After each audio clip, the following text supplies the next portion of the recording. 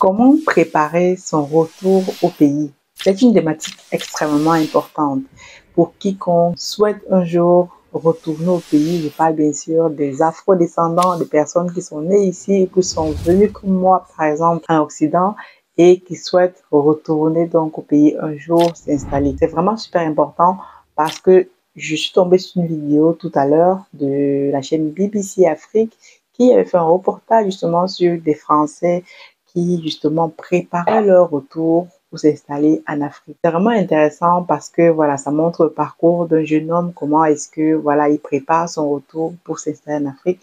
Mais je me suis rendu compte que dans ce type de reportage, il y a des choses qu'on ne dit pas. Il y a des non-dits et des gens peuvent croire que c'est assez facile parce que je regardais les commentaires et les gens disaient voilà, moi, je suis au Canada actuellement, je rentre dans un an, etc. Dans cette vidéo, ce que je vais dire va peut-être te choquer, mais tout le monde n'est pas destiné à retourner au pays. Franchement, il y a des personnes même qui ne doivent même pas retourner au pays. Dans cette vidéo, je vais t'expliquer pourquoi.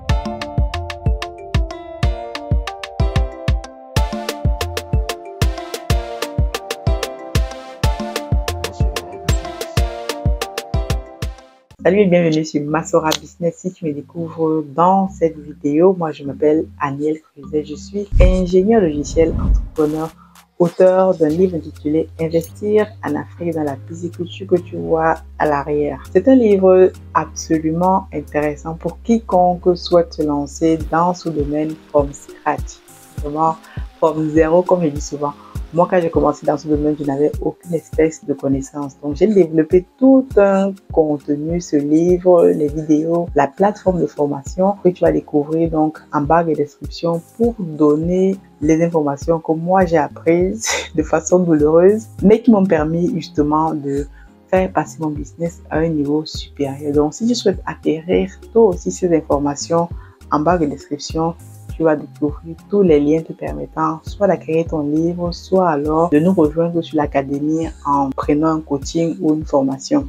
D'ailleurs, la formation justement en pisciculture est en cours. On est en train de travailler dessus de façon acharnée pour clôturer cette formation d'ici la fin d'année, qui fait en sorte que l'année prochaine réellement, pour ceux qui veulent se lancer, aura toutes les billes. Mais cette formation est déjà absolument avancée à un très très bon niveau. Tu peux la prendre la formation. Mais lorsque tu prends la formation, disclaimer, je t'envoie un mail. Il faut que je puisse échanger avec toi pour comprendre ton projet. Je ne veux pas les gens qui viennent prendre des formations juste parce qu'ils ont entendu que oh, Aniel fait une formation. Non, si tu prends une formation, ça veut dire que tu as un projet et je dois m'assurer que ton projet est viable, concret et que je peux t'accompagner justement à la réalisation de celui-ci. Si ce n'est pas le cas, vraiment, je préfère que tu gardes ton argent tranquillement. Donc aujourd'hui, on va parler de cette thématique de retour au pays, qui est une thématique extrêmement importante pour les Africains et les Afro-descendants qui m'écoutent. D'ailleurs, petite parenthèse, j'ai organisé la semaine dernière, précisément mercredi, un webinaire sur comment lever des fonds. Si tu n'as pas assisté à ce webinaire, tu peux te rattraper en allant en barre de description. Justement, tu peux rejoindre le groupe Telegram que j'ai créé qui te permet justement d'avoir des informations sur la pisciculture. Et dans ce groupe Telegram, justement, j'ai partagé le replay de ce webinaire. Donc, si tu as un business, tu dois forcément comprendre et connaître comment lever des fonds parce que l'argent, c'est le nerf de la guerre. Je partage toutes ces informations gratuitement afin qu'elles puissent toi aussi te permettre de passer à un niveau supérieur. Donc, aujourd'hui, on va parler donc de comment retourner au pays, comment préparer son retour. Parce qu'il y a des choses qu'on ne vous dit pas. Moi-même qui te parle actuellement, je suis en train de préparer mon retour. Et comment je prépare mon retour, je vais t'en parler dans cette vidéo. Comme je disais en préambule, tout le monde ne doit pas rentrer en Afrique. Tout le monde n'est même pas voué à rentrer en Afrique. Pourquoi? Généralement, lorsque je vois ce type de reportage, je souris toujours parce que on vous montre toujours, c'est très beau, ok, le gars a préparé son voyage en Afrique, il a un business, etc. Et le reportage aussi le montre très bien parce que quand tu vas arriver au pays, d'aucuns pensent que quand tu vas arriver au pays, on va trouver les bras de grands ouverts, les gens vont t'accueillir, les gens vont t'accueillir. Non, non, non, non, ça va être exactement le contraire si tu n'es pas préparé. C'est la raison pour laquelle moi, sur cette chaîne aussi, je te partage mon expérience. Moi, comme tu le sais, je suis entre, on va dire, depuis quelques années que je développe ce business de pisciculture, je suis entre le Cameroun et la France où je réside, je travaille et justement j'ai une entreprise au Cameroun, des business où justement je manage à distance. D'ailleurs, je ferai une vidéo prochainement pour expliquer comment est-ce que je gère ce business-là à distance. Quelles sont les stratégies que je mets en place? Parce que c'est une question qui m'était posée lors du webinaire et je trouve que c'est une thématique absolument intéressante. Parce que moi, par exemple, lorsque j'ai lancé l'entreprise Africa Food Industries, mon but n'est pas forcément d'aller au pays, rester, on va dire, m'installer au pays pour gérer les poissons. Non, moi, j'ai lancé l'entreprise Africa Food Industries dans un objectif d'expansion. Le problème, c'est que les Africains, quand ils lancent des choses, des entreprises pensent toujours petit. Bien sûr, lorsque tu commences ton business, tu commences petit. Tu as forcément parfois besoin d'être au pays de façon présente continuellement afin que tu puisses mettre ton business sur pied, etc. Mais dans une configuration comme la mienne, moi, je ne peux pas être au pays tout le temps. Même si je le pouvais, je ne pouvais pas être au pays full time pour suivre ce business-là. Donc, c'est la raison pour laquelle lorsque tu es de la diaspora et que tu veux faire des activités au pays, il faut choisir, très bien choisir les business dans lesquels tu te lances. Je vais en venir tout à l'heure parce que en se lançant dans les business parfois qui te rapportent de l'argent tous les jours, tu cours le risque de te faire voler, de te faire arnaquer, etc. Même si dans n'importe quel business, tu vas forcément te faire voler. Mais moi, je conseille toujours, lorsque tu es de la diaspora et que tu veux investir à distance, parce que on doit le faire, on doit investir à distance parce que je ne conseillerais pas à quelqu'un qui est de la diaspora,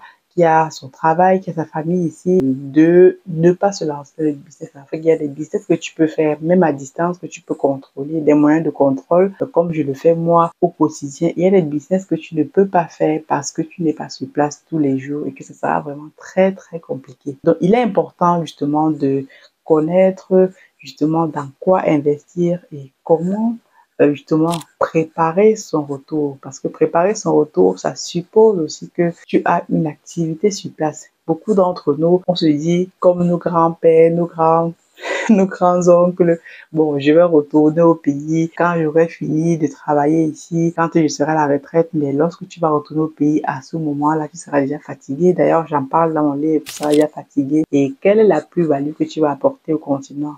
Aucune plus-value. Donc, l'Afrique a besoin de ton expertise, de ton expérience, tant que tu es encore jeune, tant que tu as encore toutes tes capacités intellectuelles. Et ça, tu peux le faire déjà maintenant où tu es. Si tu es actuellement en Europe, en Occident, peu importe le pays où tu es, tu peux déjà apporter ta contribution au pays. Et comment est-ce que tu apportes ta contribution? Ça permet aussi pour toi de préparer ton retour. Moi, je te disais, je suis en train de préparer mon retour au pays, mais mon retour n'est pas forcément de dire, je prends tous mes clics et mes claques, je vais m'installer au pays pour de bon. Non, parce que moi, j'ai une configuration différente. Mon but pour moi, c'est de pouvoir continuer de mener mes activités puisque j'ai plusieurs entreprises. Je n'ai pas vocation à rester au pays tout le temps, faire telle activité. Je peux rester, on va dire, pendant un temps ponctuel, mais mon but, c'est de trouver des personnes capables, nécessaires, qui peuvent te supplanter dans ton business. Un business, si tu as un business où tu as des personnes qui sont capables de te supplanter, sont capables de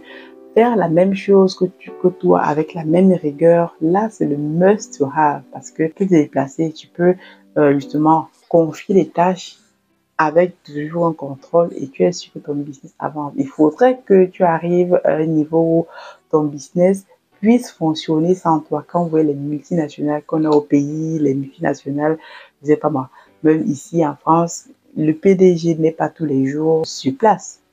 En tout cas, au début, mais vers la fin, il n'est pas forcément toujours sur place. Donc moi, je dis toujours, quand je vais au pays, on me dit, oui, pourquoi tu n'es pas au pays tout le temps? Je dis, mais mon but, ce n'est pas de venir rester ici au pays tout le temps. Je viens quand il est nécessaire parce qu'il faut que je voie les équipes.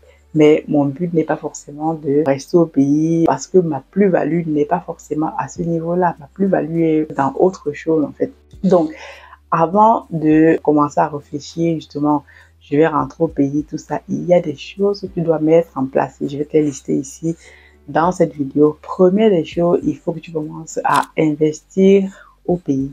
commence à investir. Ne commence pas à te dire oui, tu veux rentrer au pays peut-être dans 5, 10 ans. Même si tu vas rentrer au pays dans 20 ans, commence à investir au pays maintenant.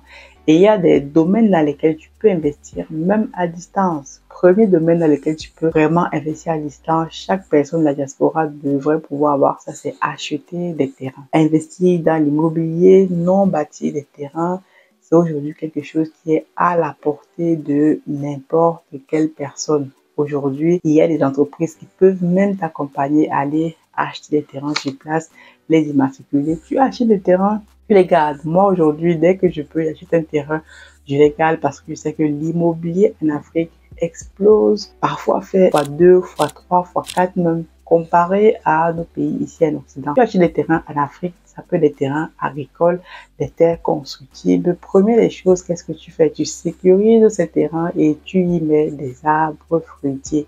Beaucoup de personnes ne savent pas, mais les arbres fruitiers sont réellement un business à considérer. Moi, maintenant, je suis en train de regarder ça de plus en plus en profondeur parce que sur les terres que j'ai achetées justement, que ce soit à mon nom propre ou sur de l'entreprise, on va y mettre des arbres fruitiers. Les arbres fruitiers, tu peux mettre des choses comme l'avocat, des choses comme le citron.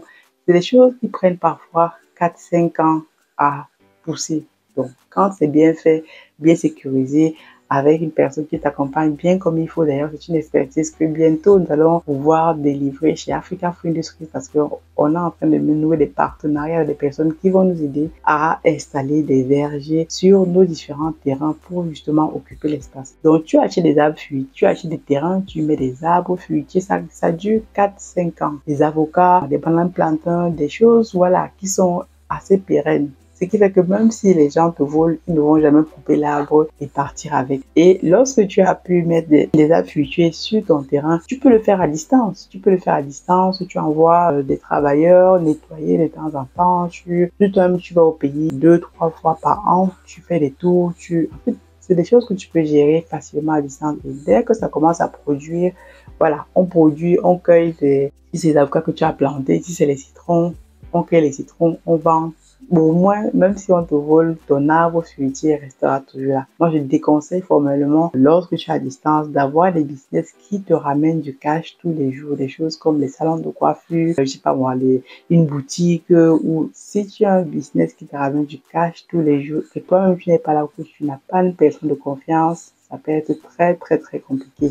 Moi, par exemple, mon cas de la pisciculture, on a un business qui nous ramène de l'argent en gros tous les 3-4 mois. Et on sait exactement comment on vend, à qui on vend et comment l'argent est collecté. Donc, ce n'est pas un business qui va nous ramener de l'argent tous les jours, tous les jours. C'est la raison pour laquelle parfois, lorsqu'on me demande, Aniel, est-ce que tu veux créer des points de vente, tout ça. Donc, je réfléchis longuement parce que vu que je n'ai peut-être pas encore des personnes réellement de confiance sur place qui vont pouvoir créer ce casse tous les jours, ça peut poser problème. Mais lorsque tu recherches une personne de confiance capable de pouvoir gérer ce business à petite échelle déjà, tu peux permettre de te lancer dans ce type de business. Maintenant, pour finir, une autre astuce justement, si tu dois investir au pays, hormis l'achat des terrains, tu peux chercher des terrains constructibles. C'est aussi se mettre avec des entrepreneurs qui, eux, sont déjà sur place ou ont déjà un pied sur le terrain, un peu comme nous. Donc, nous, on est déjà sur place, on a déjà une équipe, on a déjà des attaches, des entrées. Si tu vois que tu ne peux pas aller tout seul,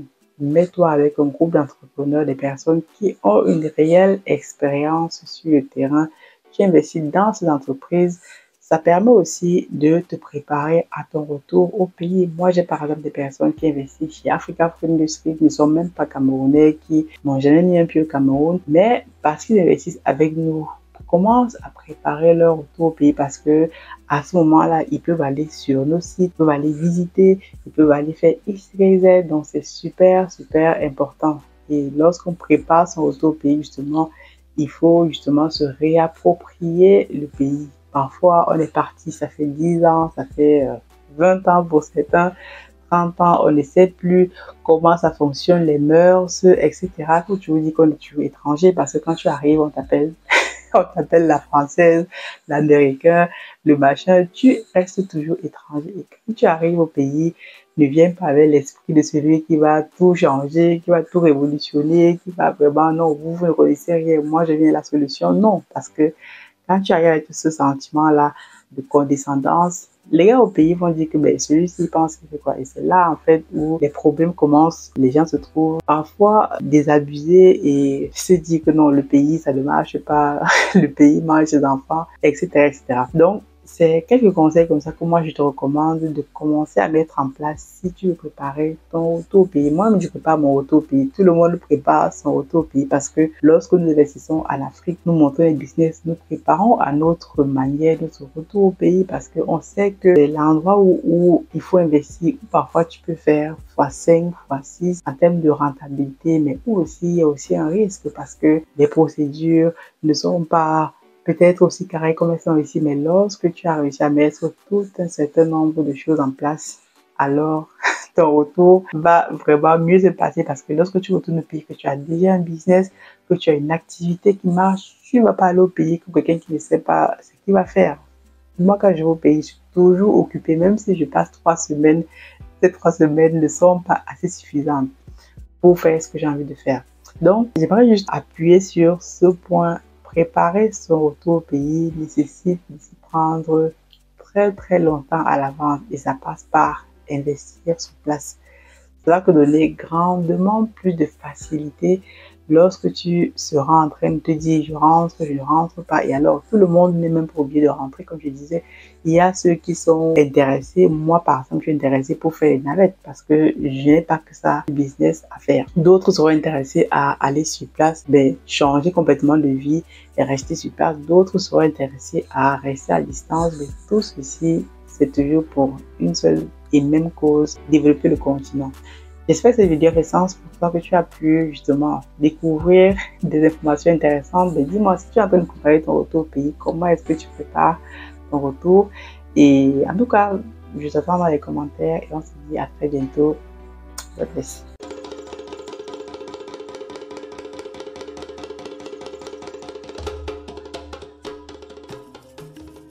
Bienvenue chez Africa Food Industry, votre partenaire de confiance pour une alimentation saine et de qualité. Situé au Cameroun en périphérie de Yaoundé, notre site de production en pleine nature est dédié à l'élevage, à la production et à la transformation responsable des poissons les plus frais. Chez Africa Food Industry, nous élevons et transformons une variété de poissons, notamment le silure, la carpe et le tilapia, dans le respect de l'environnement et du bien-être animal. Nos processus d'élevage rigoureux garantissent que chaque poisson est traité avec le plus grand soin du moment de la capture à son arrivée sur votre table. Découvrez notre large gamme de produits finis, des filets de poissons frais aux délicieuses conserves de carpe de silure et de tilapia, prêts à satisfaire les palais les plus exigeants. Pour des produits de qualité supérieure, faites confiance à Africa Food Industry. Contactez-nous dès aujourd'hui pour en savoir plus. Africa Food Industry, nourrir le monde, une bouchée à la fois.